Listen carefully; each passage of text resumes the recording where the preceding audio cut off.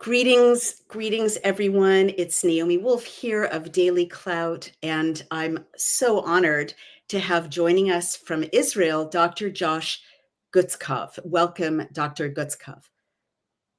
Hi, Naomi. Thank you. Thank you so much. I hope I pronounced your name correctly that time. If not, please correct me. It's Guetzkow. Let's go, Guetzkow.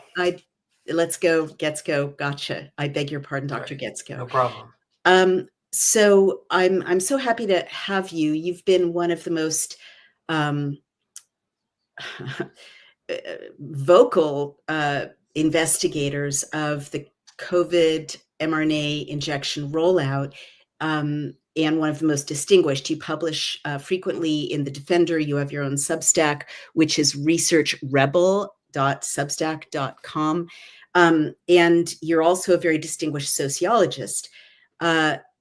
So one of the reasons I'm especially impressed with you being so forthcoming about what you're finding or what you're willing to find is that you're broadcasting from one of the most heavily vaccinated countries in the world, which is Israel. And you're an Israeli academic, or you're an academic in Israel. I don't know how Israeli you are. I presume fully Israeli at this point. But before we get any deeper, did you want to respond to what I just said? Yeah, it's interesting. Israel was very gung-ho about the vaccination drive. And unlike in the US, where there was some partisan divisions about it, in Israel, it was across the political spectrum. Everybody was in favor of it, except for a very small minority. Mm-hmm. However, times have changed, and I think that people's views on the mRNA vaccines has shifted a lot. Nobody here is really getting vaccinated anymore. There's a very small percentage of people who are, getting their annual boosters and that sort of thing. So definitely things have changed. On the other hand, politically, it's still a non-issue. Like the idea that there would ever be some kind of commission of inquiry or official investigation or accounting for what happened and what was done is not in the cards, as far as I can tell.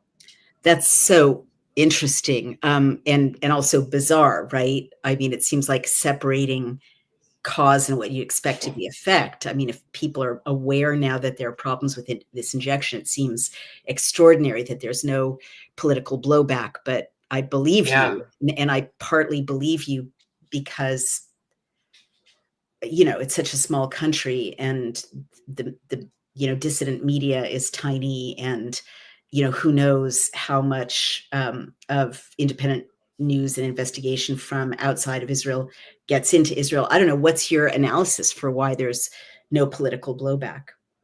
It seems weird. Well, I don't think it's an interesting question. What I want to say is that because it was supported, by politicians of all political stripes, so who's left to make an accounting? Exactly. But maybe you could say something like that similarly about the UK, where there is at least some kind of commission, although a lot of it is a whitewash. So totally. Yeah, it's an interesting you're right. question. There's no one is innocent. As I recall, even the rabbis and the formal rabbinate were promoting the injection. For the most part, yeah. Yeah. For the most part. So I just want to share with people your incredibly distinguished bio. You are, wow, so many accolades. I'm just looking at one of at your page on Children's Health Defense.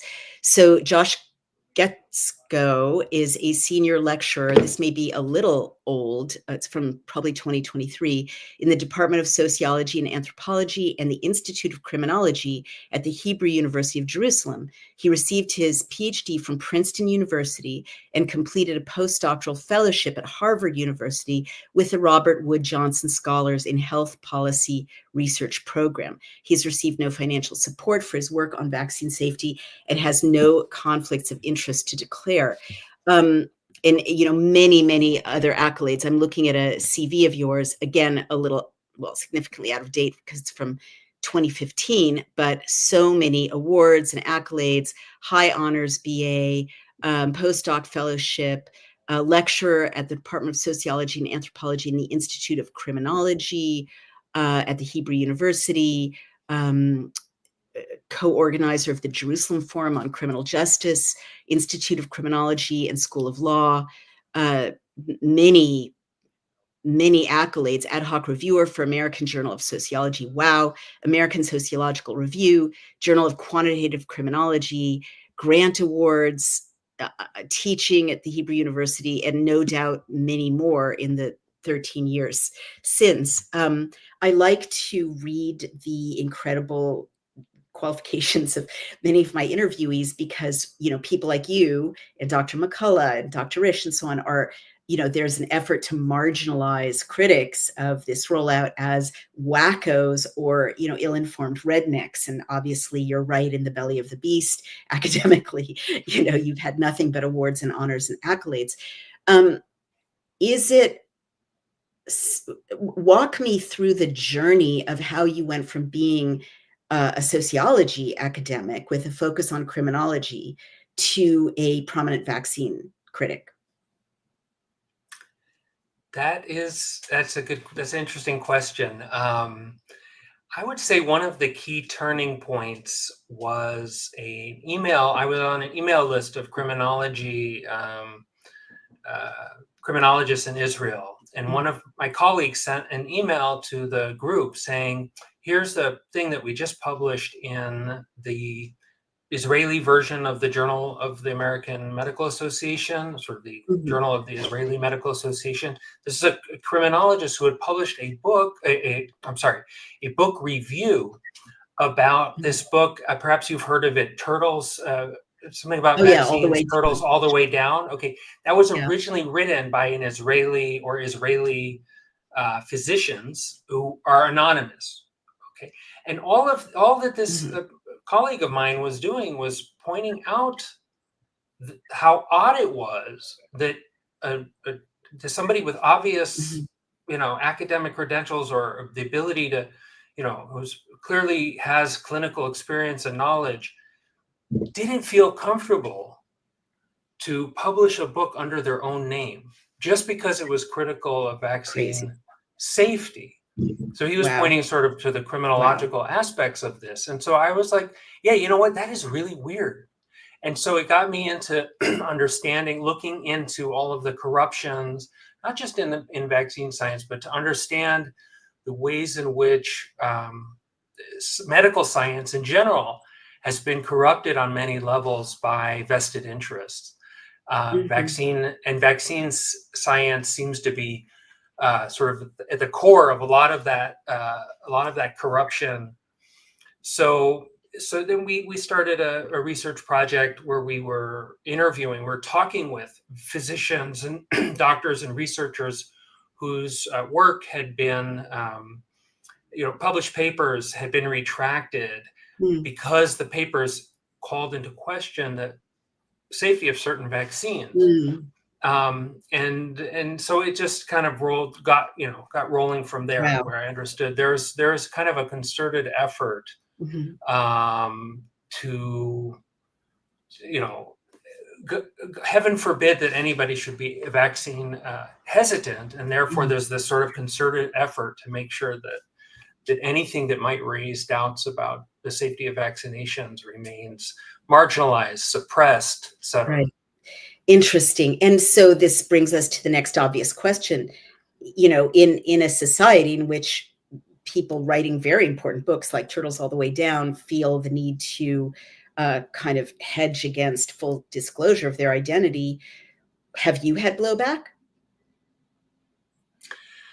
So one of the advantages of being a social scientist is that people don't necessarily take me as seriously, and they don't necessarily view me as a threat. Gotcha. I did have some local blowback at my university when I was early on in the vaccination campaign. So we had a thing in Israel where just very shortly after they started vaccinating the population, they initiated the Green Pass, where right? This was like this thing where if you wanted to sort of be a functioning member of society and be able to go places, and especially for our students to be able to come to class, they had to either show proof of vaccination or recent infection, or that they weren't themselves infected. And I was pointing out to my students in one of my larger classes the ethical problems of this, and pointing to them explaining to them where the roots of ethics and research comes from. It comes from the Jewish experience in the Holocaust and what the Nazis did, right? Right. And so you would think that, Mhm. you know, they might I'm on the IRB board at my university, and I wrote to my colleagues. I said, how can we, does Excuse anybody me. want to join me? Yeah, go ahead. Sorry, Dr. Getzkow, explain that means internal review board? Institutional review board is essentially an ethics board that approves that research that's done at the university Gotcha. follows ethical guidelines. Okay. Again, this all comes out of the experience of the Holocaust. Mhm. And I wrote to my colleagues. I said, does anybody else want to join me in writing a letter to the rector objecting to this policy of essentially coercing students to be vaccinated with an experimental, drug that's still under experimental use authorization? Nobody answered me. Nobody even responded to that email. Wow. Anyway, back to the students. So I'm telling them about this, and then I'm showing them this is March, March 2021. I'm showing them some statistics from the European Union, all of these adverse event reports that were rolling in. Before the class ended, I had an email waiting for me in my inbox from the rector of the university, written to the head of my department and my dean, saying, I've received a complaint that Josh is inciting against the vaccine campaign and comparing it to the Holocaust. Please investigate. Oh my God. So Yeah. I just want to jump in and say this is exactly the methodology of harassment that Dr. Mark Crispin Miller at NYU also sustained when he asked his students in a class on propaganda to look at the propagandistic nature of the mask mandate campaign. Right. A letter to his department head. And this is just for people who are not academics, this is a very serious way of threatening academic free speech and really threatening academics. Wow. So then what happened, Dr. Guetzkow? Luckily, the class was recorded because we weren't teaching face-to-face at that time. And I was able to show this idea that I was comparing to the Holocaust was just a student's complete misunderstanding of what I was trying to say. Right. So I showed my department head the recording, and he was like, yeah, you're right. And he went to bat for me. He said, we really believe in academic freedom. So I appreciate him for that.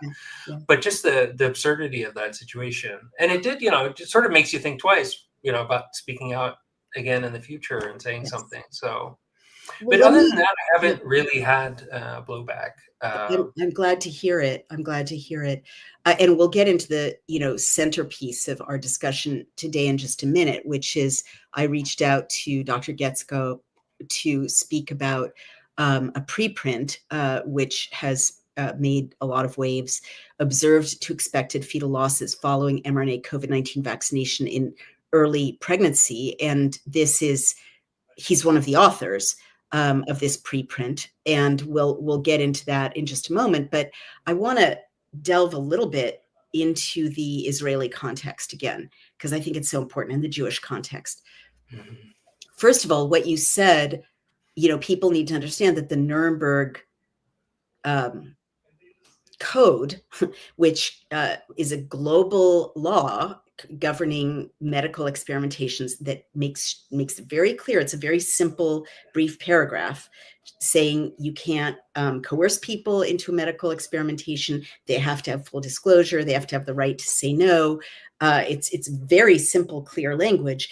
It did literally come out of Nazi medical experimentation and the Nuremberg trials for atrocities done to Jews by the Nazis. And one thing I just want to remind everyone about is that medical experimentation in the Holocaust was real. There were really doctors like Dr. Mengele who really, engaged in horrific medical experimentation on living, unconsenting, incarcerated, starving people. And not only that, I just want to remind everyone that even before the Nazis formally came to power in 1933, they had enlisted doctors and professional doctors organizations to be the advance guard, kind of whitewash the discourse about health and hygiene that led to some of the very early mercy killings, Nazi killings, medicalized killings, in that case, again, in the very early 30s, of mentally disabled teenagers. So I just want to say that model, and you can look into this deeply in books like The Nazi Doctors by Robert J. Lifton, that model of a book called Racial Hygiene, which is very important, of kind of corrupting the medical societies to do the bidding of eugenicists, essentially, was thoroughly worked out by the Nazis. And I'm giving you this little flashback in history for those who are not aware of it, because to fast forward to Israel, Dr. Guetzkow, Israel knows this, right? Israelis know this history. So do you think it's trauma that led to them not saying, like you just obviously said, wait a minute, there are echoes here. This is not informed consent. This is coercion. This violates our own knowledge of our own history. That's my first question. I don't have a good answer for that. I think people can convince themselves of all kinds of things. They should have been aware of it. They should have been aware of it, if only because it was Pfizer that was concocting, was using Israel as a lab. And if you go back to like the founder of Pfizer, Theodore Pfizer, has a long ties to the Nazis. And by the way, I think what? Could you say more about that? There's a German guy that I've been talking with, who's done a lot of research on that. And I don't want to say any more of that because I don't want to say something that's wrong. But he talked about the Pfizer Foundation and its links to the Nazis. And by the way, that it's important. I think your background about the Nazis and the eugenics is important. But to take even a further step back, we have to keep in mind that the eugenics movement was not a Nazi creation. It was a creation of the Western elites in the England and America, and all of the elites, the Rockefellers, and they were all huge supporters of eugenics and the theory of eugenics. And there's been some really important work that's been done on this. I can recommend some people that you might want to talk to about it. And the German version of it, the Nazis, was sort of the apotheosis of that, but it wasn't. It was fully supported by Western elites. Totally. And it wasn't just a Jewish thing. It was, anyway. I don't know. I talked with colleagues at the time that were saying, well, they did the big study, right? The 40,000 people study, and they found that it was safe. So what do you want? And we need to protect, if we're going to be trading off between people's sort of rights to, I have colleagues in the law school that were writing papers talking about how this made sense to that, there was a balance of people's rights to be protected versus people's rights to, So in other words, it's all it's all sort of predicated on the safe thing. And as as we've talked about, and is your team and me and my colleagues have sort of independently discovered that the Pfizer vaccine trial, the actual vaccines that were used, that were given to the public, were only tested on 250 people, not 40,000 people. Right. So, yeah, I don't have an explanation for it. People just can be blinded and convince themselves of all kinds of insanities. Yeah. If history teaches us anything, it teaches us that. For sure. It also sounds, again, very familiar. If your law school colleagues were writing defenses, it means, I'm sure, that I would find the same kind of money flow to the universities, and to the Israeli media, as we mentioned, to the rabbis. They weren't, maybe some of them were getting grants, but that wasn't it. They really believed it. I think that is almost scarier than thinking that people are just completely corrupted, that they will they will do evil things and things that are just morally wrong, convinced that they're doing the right thing. Yeah, They're so Israel thoroughly turned convinced into of it. its own little Zimbardo experiment, just like other nations Yeah. around the world. And then the last thing I want to ask about specific to Israel before we get into your incredibly important preprint is the DNA, right? And I know you're a sociologist. I don't mean to put you on the spot, but I was struck that I gather from early articles that the administration, the Israeli administration power at the time of the agreement forged with Pfizer, at least in relation to Israel, basically gave Pfizer research rights over the Israeli population.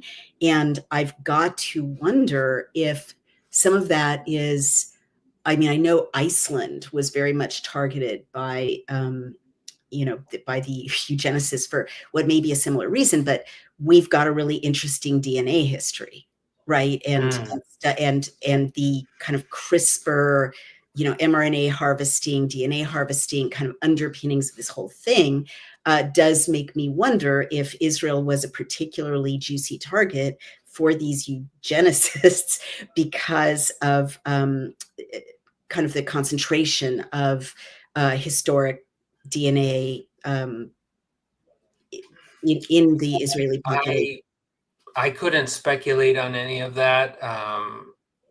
I don't know that. What I do know is that there are a lot of people out there that are still convinced that the vaccines that Israelis received were placebos, and it was just a Jewish plot to show the world that they were safe so they could poison everybody else. And Oh, one of wow. the things I show in my research, in my post on this paper at my blog, is a link to a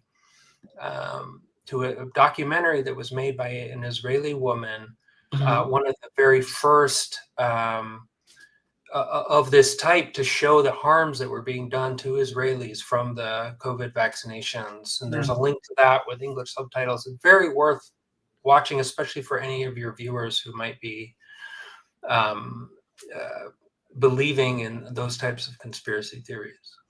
Thank you very much. And, again, I've got to, like, that the mind boggles. No matter what the catastrophe that befalls the Jewish people, someone out there is going to make a conspiracy out of it that, this is actually, us Right. saving ourselves and damning the rest of the world. Right. But It's like, let's stay safely in the world of facts. You have, there we are.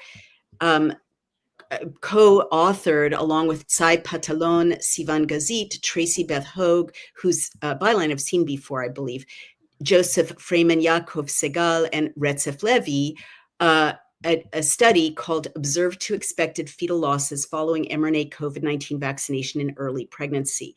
And this is a very, very important preprint. Now, it is not yet peer-reviewed, which is the definition of a preprint. That doesn't mean it won't be peer-reviewed. I'm sure you'll catch us up on that.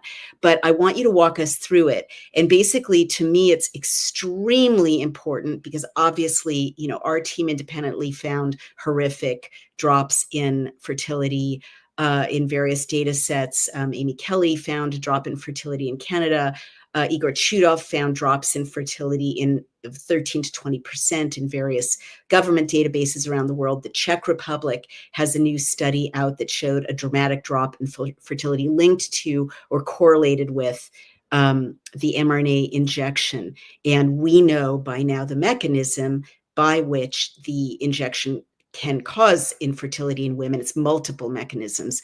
But you looked at pregnancies in Israel with last menstrual period between March 1st, 2016 and February 28th, 2022.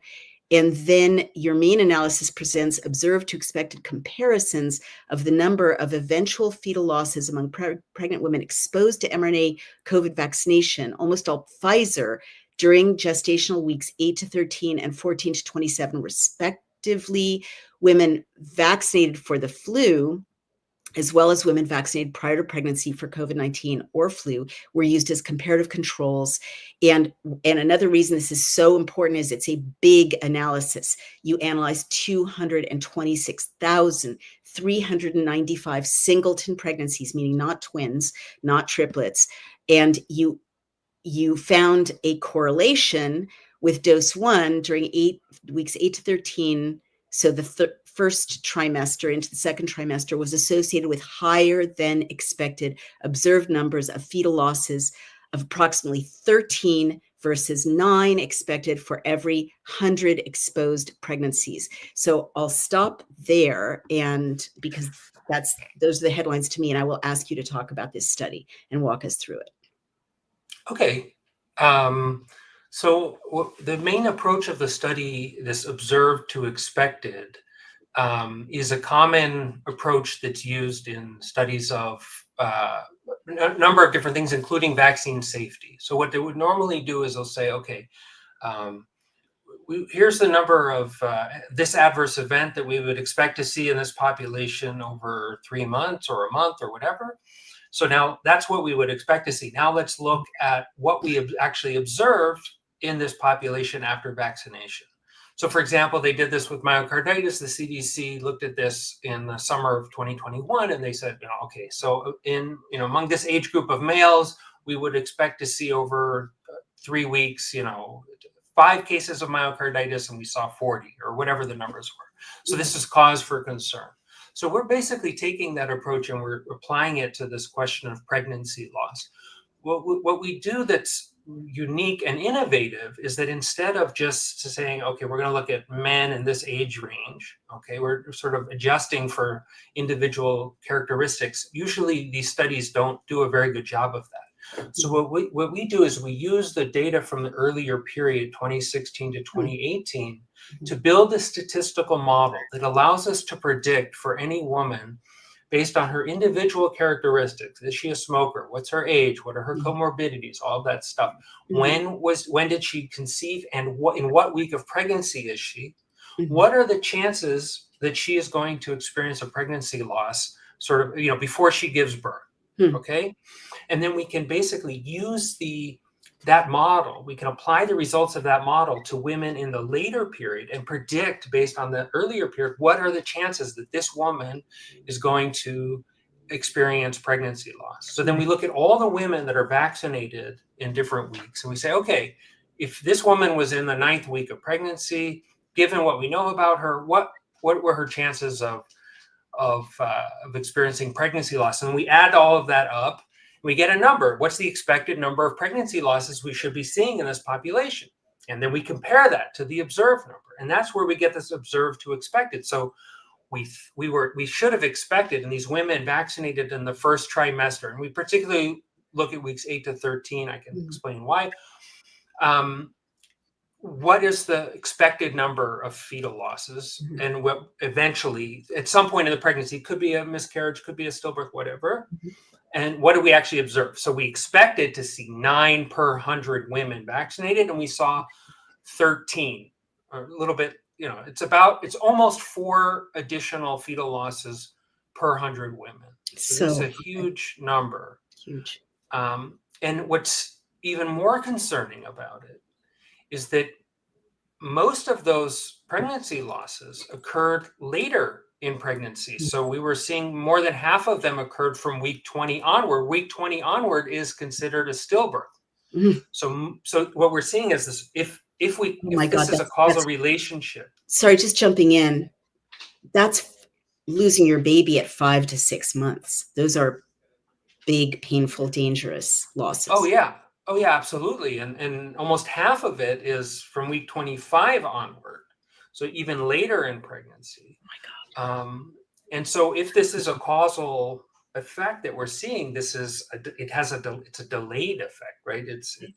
We're showing these increased losses, these stillbirths essentially. Yeah. And what's, maybe it's hard to identify it because because of this sort of delayed response.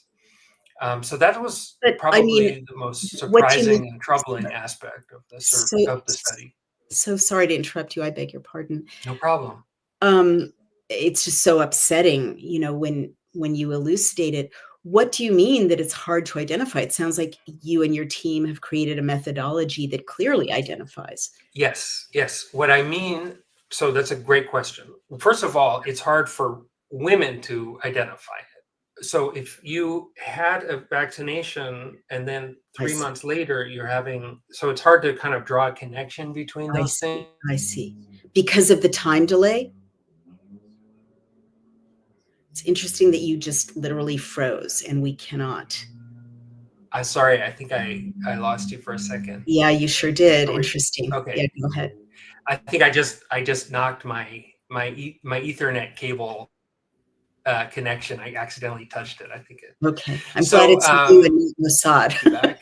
Sorry, go Okay, ahead. sorry. It was my fault. I touched a cord I It's fine. shouldn't have touched. Please keep going. So so there has been a lot of research done on this topic, Mhm. and nobody has found the same problem that we found. Nobody has found a connection between vaccination and pregnancy loss, and I think there are a couple of reasons for that. One, and goes to your question of this connection. It's hard to find a connection, is because most studies don't look at early fetal loss.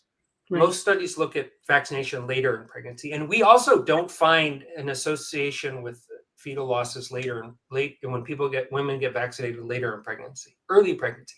But the studies that do look at early pregnancy don't look at what happens throughout the pregnancy. They usually stop at like week 19, week 20. Right. So they're going to miss a huge part of the signal of the Right. safety, of the safety problems because they're doing this sort of arbitrary cutoff Right. at 19 weeks. That's one of the problems. Another problem is it's related to this thing called the healthy vaccinee effect. And the problem with the idea of the healthy vaccinee or healthy vaccinee bias is that vaccinated tend to be healthier on average. No, Naomi, are we still on? I'm Yeah. sorry, you're a little bit okay. Yeah. You got a little bit frozen there for a second. We're So good. healthy vaccinee effect is basically this idea that people that get vaccinated tend to be healthier on average than people who don't, and they can be healthier in ways we can measure and ways that we can't necessarily measure. And so if I just compare naively vaccinated women and unvaccinated women, the vaccinated women, even if the vaccine does nothing, are going to appear healthier, Right. because they have this sort of health-seeking, health-conscientious behavior. Yeah, Can I jump in to validate what you're saying there with another piece of evidence? The Shimabukuro study that everyone trumpeted in the Biden administration as saying this injection is safe for pregnant women, literally restricted the women they were looking at to employed nurses who are going to know about nutrition. They're going to have, an income. They've got an education. They're not a random sample of women. And they also cut off before the time period where you're going to see the problems with pregnancies. But please go on. I was not aware of that about that study. That's very interesting. Yeah, I have a friend who gets renews his health insurance every year, and he has to fill out a survey. And one of the questions they always ask him, do you floss your teeth? Well, it's not because he's getting dental insurance. It's because it's an indication of somebody who takes care of himself. Interesting. So this is the kind of thing that we're talking about. And so your methodology, most studies look at vaccinated versus unvaccinated. Yes. So our methodology is different, and it doesn't suffer from that. Moreover, when you were reading the abstract, you pointed out that we look at women vaccinated for influenza. So one of the reasons we do this is because the COVID period was this unique period that you can't really compare it to the past, right? And so what we do is we look at women who are vaccinated for influenza during the COVID period. Okay. And what we find is that actually we find the exact opposite of what we find for the COVID vaccination. So instead of a higher than expected number of pregnancy losses, we see a lower than expected number of pregnancy losses, a much lower than expected, about 5 fewer per 100 women. Why is that? It's not the protective effect of influenza vaccines.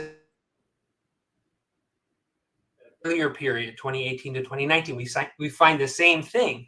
But if you'll recall, there was no influenza during the COVID period, or very little influenza, versus this other period when it was a really bad flu year. So if you're getting the same results when there's flu and when there isn't, it's not a protective effect of the vaccines. It is an indication of healthy vaccinee bias. That these women, there was some, they're the tooth getting cut off flossers. here a little bit. Hello? Yeah, we're getting a lot of interruption. I think that's quite interesting. It really began when you got into the meat of this study. Let's just forge ahead, and I don't know. we'll get everything out that we can. And if we don't get the essentials out, I will run a transcript of this interview so that at least your words will get out to the world. Please keep going, Dr. Guetzkow. Nope, we are completely. All right, Israel. No one wants to let hopefully Dr. this will. So essentially, so here's the myth. So we're comparing.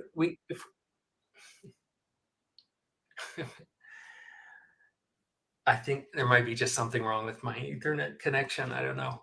You're a hopeful man. I don't think there's anything wrong with your Ethernet connection at all.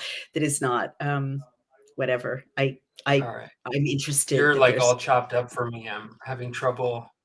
Okay, here we go.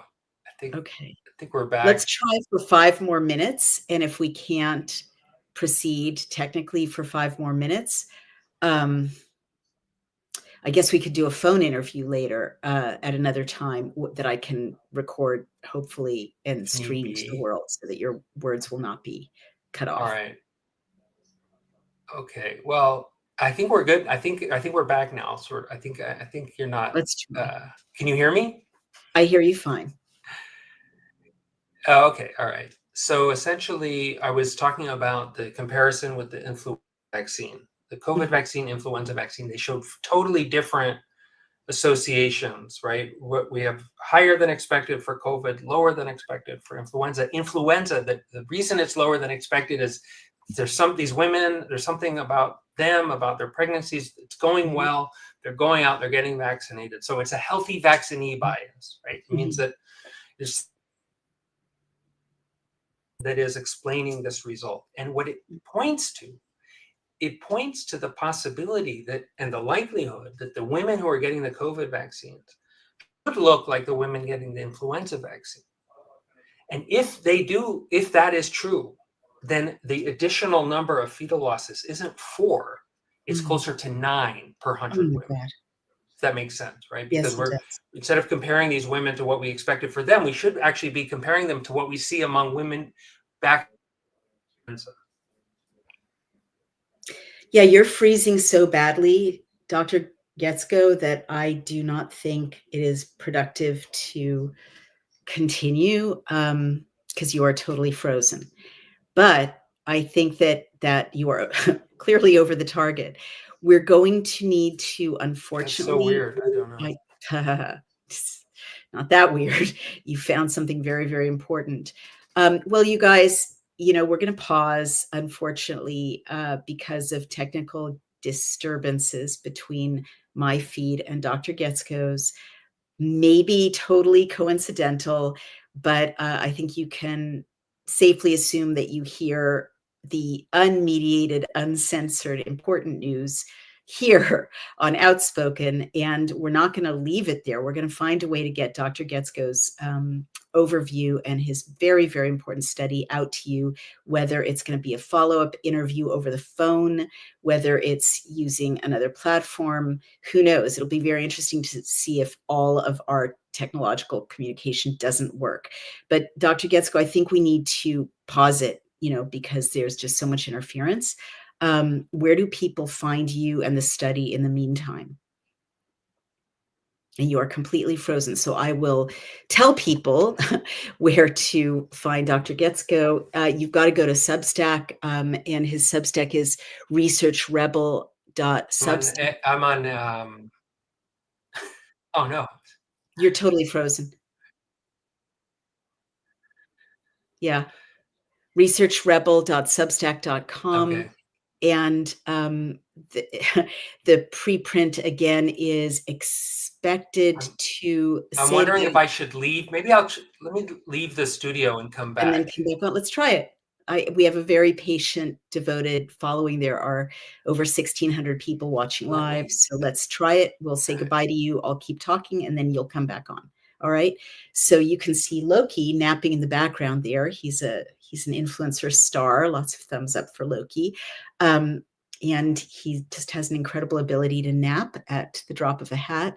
And Roscoe, our old friend Roscoe, now called Roscoe Singh, says, "Good to see you. Sorry they are effing with your feed. Don't let the bastards grind you down." I literally, don't know why we got interrupted so dramatically in a line Israel so dramatically that nothing was clear. Let's see how that is. Welcome back, Dr. Guetzkow. Oh, I don't think it's Sorry, thanks. I don't think this is better. you don't Be a think it's little better. I don't know. well? Why don't You're you still tell? chopped up. I'm I'm still chopped probably up. choppy. Okay. Why don't I don't know. that's interesting. That means, you know what that means? That means people in Israel can't hear me, and people in the rest of the world, or at least in the United States, can't hear you clearly because my feed and visuals have been fine in the United States. Isn't that fascinating? Um, so we need to pause, Dr. Guetzkow, and I just want to let people know where they can find the preprint to read it, and then I'll find a way to complete this interview with you that cannot be interrupted. So where's the All preprint, right. please, or the title of the preprint? Okay. No, it's not working. Observe to expected. Was no. Okay, I'll find it. I'm calling it up right now. Observed to All right. expected pregnancy loss, fetal Observe to expected fetal fetal losses losses following following mRNA mRNA COVID COVID vaccination. vaccine. And I'm going to share my screen again so that Okay. everyone can see it, even though you have been silenced. Your work is not silenced. Yeah. People can go to medrxiv.org and search for this. I actually had a lot of trouble. Google doesn't want anyone to find it. I had to ask Dr. Guetzkow where to find it or how I could find it, because when I looked up Israeli fertility study Guetzkow, et cetera, it did not come up, at least in the United States, on Google. So you really want to go to MedRx right here. You can see it. And I'm just going to scan down because Dr. Guetzkow is being censored in some way, perhaps, inadvertently, technologically, perhaps not.